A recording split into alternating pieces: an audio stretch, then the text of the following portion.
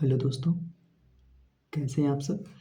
तो जैसा कि हमने वो पिछली वीडियो में आपसे बोला था कि हम देखेंगे आगे आने वाली क्लास में कि एंशिएंट हिस्ट्री के ये कौन से क्वेश्चन एनसीईआरटी से सीधे-सीधे आए हुए हैं। क्योंकि एनसीईआरटी जब बेसिक आपका मजबूत वो करेगा और अधिकतर क्वेश्चन आपको एंशिएंट हिस्ट्री के एनसीईआरटी से ही मिल जाएँगे। बहुत ही शानदार है जो उसके बॉक्स में है और उसके जो क्या कहते हैं मैप्स हैं उससे सीधे-सीधे क्वेश्चन आपको मिलेंगे। देखते हैं पहला क्वेश्चन, निम्नलिखित में कौन-सा एक हड़प्पा स्थल नहीं है? हड़प्पा स्थल नहीं है, तो हम जानते हैं चनहुतुडो है, कोटदीजी है, तेसलपुर है। तेसलपुर आपको मिल जाएगा गुजरात के कच्छ इलाके में, जो एक किलेबंद शहर के रूप में जाना जाता था। किलेबंद शहर के रूप में जाना जाता था, ठीक है? और सोहरोन है, ठीक है? ओके, तो इसका हम देखेंगे सोर्स कहाँ से आया हुआ है। ये क्लास 12th की एनसीईआरटी का मैप है।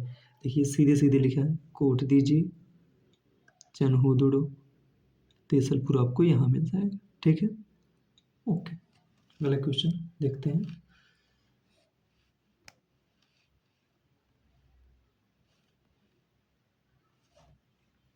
दो 2024 का क्वेश्चन है, देखेंगे। उपनिषदों में कोई नीति कथा नहीं है। उपनिषदों की रचना पुराणों से भी पहले हुई थी। ये एनसीईआरटी के साथ साथ जो ओल्ड एनसीईआरटी आर्य शर्मा की उसमें आपको सीधे मिल जाएगा। तो हमने इनका वो स्लाइड नहीं लगा है, ठीक है? आगे हम बताएंगे और चीज़ें कहाँ से है, ठीक है? चलिए, ये भी क्वेश्चन आपको आर्य शर्मा से मिल जाएगा। देखो, तो आत्मा केवल जंतु और पादप जीवन की संपदा नहीं है, बल्कि शिलाओं, प्रवाहित जल धाराओं और अन्य अनेक प्राकृतिक वस्तुओं की भी है, जिन्हें अन्य धार्मिक संप्रदाय जीवित नहीं मानते। उपर्युक्त कथन प्राचीन भारत के निम्नलिखित में से किस एक धार्मिक संप्रदाय के एक मूलभूत विश्वास को प्रतिबिंबित करता है? बौद्ध, जैन, शैव, वैष्णव। तो ये आर्य समाज का एक कोटेशन दिया हुआ है जिसमें सीधे सीधे लिखा हुआ है कि ये एक जैन परंपरा है। जैन लोग मानते थे कि कण कण में आत्मा विद्यमान होती है। सीधे सीधे लिखा है कण कण में आत्मा विद्यमान होती है, ठीक है? तो ठीक है, अगला क्वेश्चन देखते हैं हम।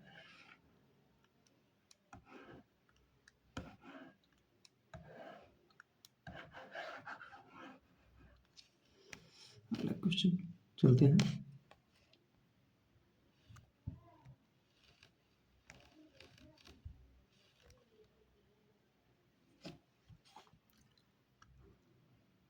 प्राचीन भारत के संदर्भ में निम्नलिखित कथनों पर विचार कीजिए। तीन स्टेटमेंट दिया हुआ है, तीनों के सीधे सीधे एनसीईआरटी मिल जाएगा। कहते हैं स्तूप की संकल्पना मूलतः बौद्ध संकल्पना है। स्तूप आमतौर पर अवशेषों का निक्षेपागार होता था। बौद्ध परंपरा में स्तूप एक संकल्प अर्पित या स्मारक संरचना होती थी।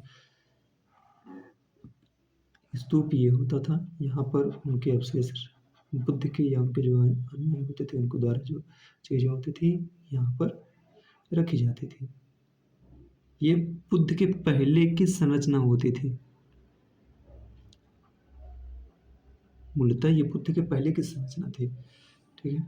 तो हम देखेंगे किस सुर से आया हुआ है।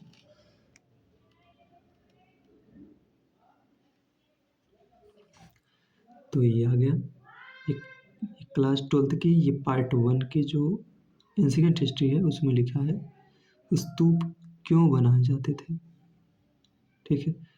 ऐसी की कई अन्य जगहें थी जिन्हें पवित्र माना जाता था। इन जगहों पर बुद्ध से जुड़े कुछ अवशेष जैसे उनकी अस्थियां या उनके द्वारा प्रयुक्त सामान गाड़ दिए जाते थे। इन्हीं टीलों को स्तूप कहते थे। स्तूप बनाने की परंपरा बुद्ध से पहले की रही होगी, लेकिन वह बौद्ध धर्म से जुड़ गई। शिष्य रहते थे जिन्हें पवित्र समझा जाता था। बुद्ध और बौद्ध धर्म के प्रतीक के रूप में प्रतिष्ठा मिली। ठीक है, NCERT ये क्लास 12 की।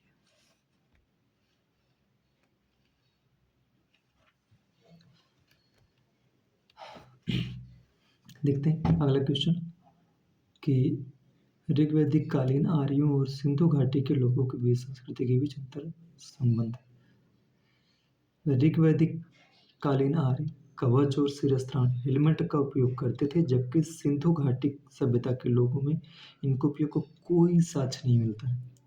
ऋग्वैदिक कालीन आर्यों को स्वर्ण, चांदी और ताम्र का ज्ञान था, जबकि सिंधु घाटी के लोगों को केवल ताम्र और लोहे का ज्ञान था। तीसरा स्टेटमेंट क्या है? ऋग्वैदिक कालीन आर्यों ने घोड़ों को पालतू बना लिया था, जबकि इस बात का कोई साक्ष्य नहीं है कि सिंधु घाटी के लोग इस पशु को जानते थे। तो हम देखेंगे कि ये वाला जो स्टेटमेंट है आपका, ऋग्वैदिक कालीन आर्य जो आर्य आए हुए थे वो कवच अर्थात शिरस्त्राण हेलमेट, तो भाई वो जब आए थे आक्रमण करने के लिए तो उनके अवशेष मिले हैं कि यहाँ पर ये सीधे सीधे आर्य शर्मा में आपको मिल जाएगा। सीधे सीधे स्टेटमेंट है ये वाला, तो ये ठीक है, ये स्टेटमेंट आपका सही हुआ ये वाला। ऋग्वैदिक कालीन आर्यों को स्वर्ण, लेकिन देखो इसमें लिखा है जबकि सिंधु के लोगों को केवल ताम्र और लोहे का ज्ञान था। भाई सिंधु वाले लोग एक कांस्य युगीन थे, ना कि लौह युगीन। लोहा तो आपको उत्तर वैदिक काल में देखने को मिलेगा। ठीक है, ओके, तो ये स्टेटमेंट आपका गलत हो गया। तीसरा स्टेटमेंट क्या दिया है? ऋग्वैदिक कालीन आर्यों ने घोड़ों को पालतू बना लिया था, जबकि इस बात का कोई साक्ष्य नहीं है कि सिंधु घाटी के लोग इस पशु को जानते थे। कुछ ऐसे साक्ष्य मिले हैं कि ऐसा वो लगता है कि ये घोड़े के अस्थि पंजर है, बट इतना वो नहीं मिला है कि नहीं माना जाता। तो इसीलिए स्टेटमेंट सीधे सीधे आपको आर्य शर्मा के बुक में मिल जाए। ठीक है, अगला क्वेश्चन देखते हैं। अगला क्वेश्चन है, निम्नलिखित में से कौन सा प्राचीन नगर अपने उन्नत जल संचयन और प्रबंधन प्रणाली के लिए सुप्रसिद्ध है, जहां बांधों की श्रृंखला का निर्माण किया गया था और संबद्ध जलाशयों में नहर के माध्यम से जल को प्रवाहित किया जाता था। ठीक है, तो ये आपको एक क्लास 6 न्यू NCERT मिल जाएगा, सीधे मतलब बॉक्स में से करके दिया है। ठीक है, तो इसका स्टेटमेंट हो जाएगा तो लगेगा। ठीक है, चलिए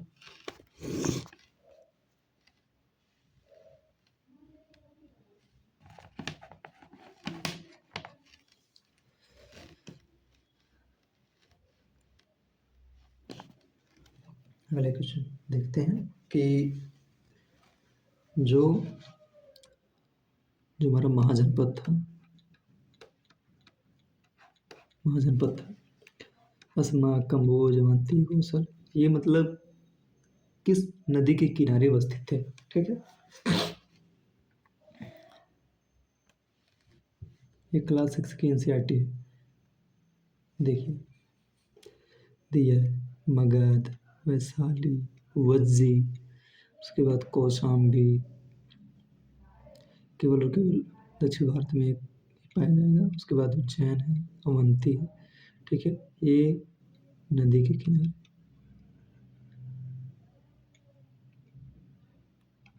ठीक है, ओके, स्लाइड में दिया बैक में।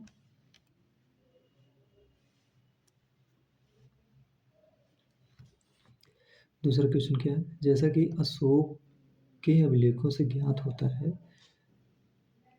प्रादेशिक राजू और युक्त किस स्तर पर महत्वपूर्ण अधिकारी थे?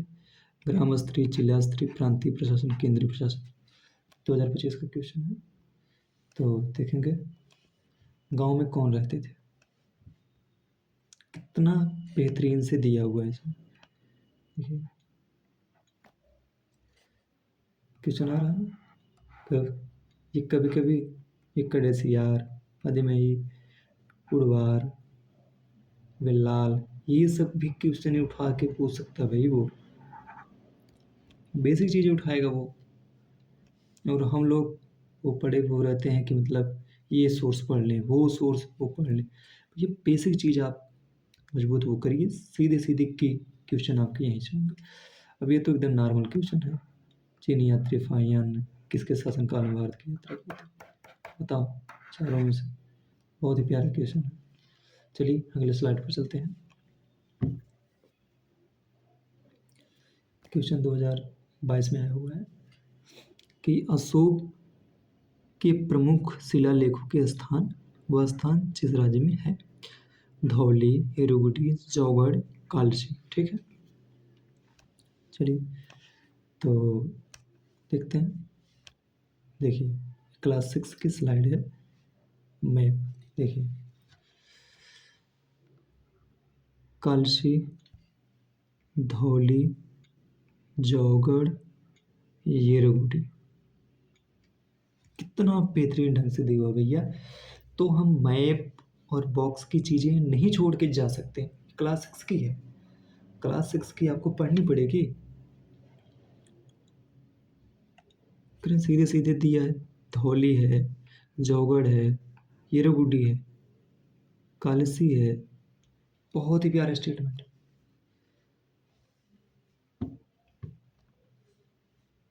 अगले क्वेश्चन आते हैं।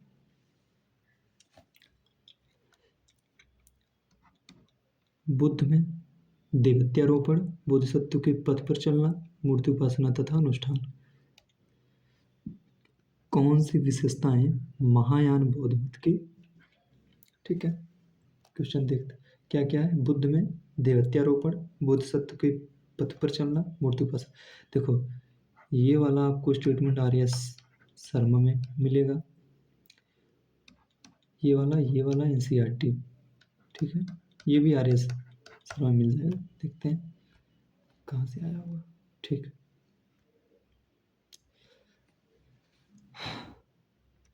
महायान बौद्ध मत का विकास, ये क्लास 12 की एनसीईआरटी।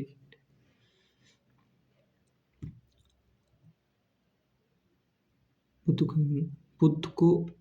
को भी एक मनुष्य समझा जाता था, जिन्होंने व्यक्तिगत प्रयास से प्रबोधन और निर्वाण प्राप्त किया, मुक्तिदाता। देखिए ठीक है, एक मनुष्य समझा जाता था।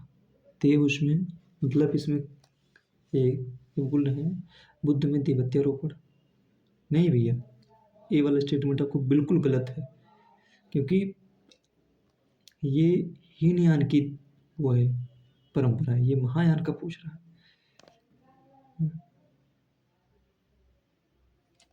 देखो और स्टेटमेंट दिया है, बुद्ध और बोधिसत्वों की मूर्तियों की पूजा इस परंपरा का एक महत्वपूर्ण अंग बन गई। देखिए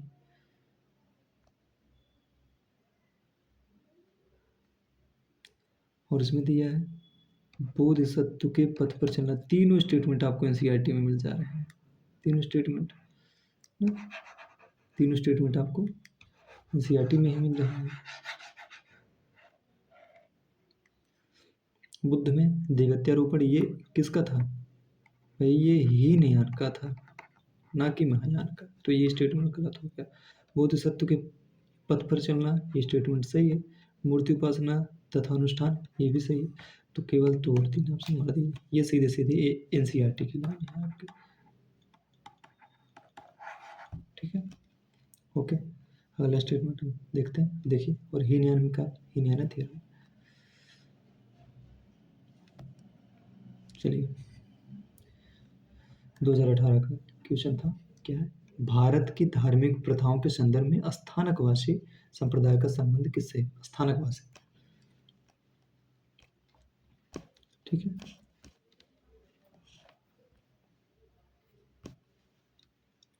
चलिए अगला क्वेश्चन हम देखेंगे। निम्नलिखित में से किस उभारदार मूर्ति शिल्प रिलीफ स्कल्पचर शिलालेख में अशोक के प्रस्तर रूप चित्र के साथ राणी अशोक अर्थात राजा अशोक किसमें उल्लिखित है?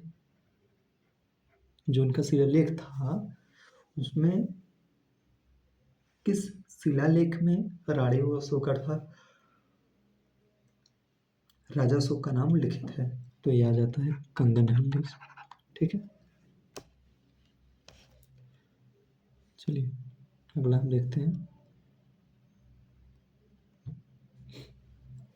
अगला क्वेश्चन, निम्नलिखित में से किस शासक ने अपनी प्रजा को अभिलेख के माध्यम से परामर्श दिया कि कोई भी व्यक्ति जो अपने संप्रदाय को महिमा मंडित करने की दृष्टि से अपने धार्मिक संप्रदाय की प्रशंसा करता है या अपने संप्रदाय के प्रति अत्यधिक भक्ति के कारण अन्य संप्रदायों की निंदा करता है, वह अपितु अपने संप्रदाय को गंभीर रूप से हानि पहुंचाता है। अर्थात अशोक के अभिलेख में ये भी लिखा होता था कि अपने ही धर्म का महिमा मंडन मत करो, बल्कि सद्भावना लेकर चलो जीवन में। अपने धर्म के साथ साथ दूसरे के धर्म का भी आदर करना शुरू करो। तो ये क्लास 6 की एनसीईआरटी है। देखते हैं कहाँ से स्टेटमेंट है। देखिए, अपने धर्म की प्रशंसा या दूसरों के धर्मों की निंदा करना, दोनों ही बातें गलत हैं। हर किसी को दूसरे धर्म का आदर करना चाहिए। यदि कोई अपने धर्म की बढ़ाई और दूसरे धर्म की बुराई करता है तो वह वास्तव में अपने धर्म को ज़्यादा नुकसान पहुंचा रहा है। यही सीधे सीधे स्टेटमेंट था। क्लास 6 की एनसीईआरटी देखिए क्या लिखा है, अपनी प्रजा के लिए अशोक के संदेश। ठीक है, तो देखिए बहुत सारे क्वेश्चन आप सीधे सीधे एनसीईआरटी से पाते हैं। ठीक है, अभी तो ये कम था, अभी तो थोड़ी सी थी, बाकी देखेंगे आगे। Thank you.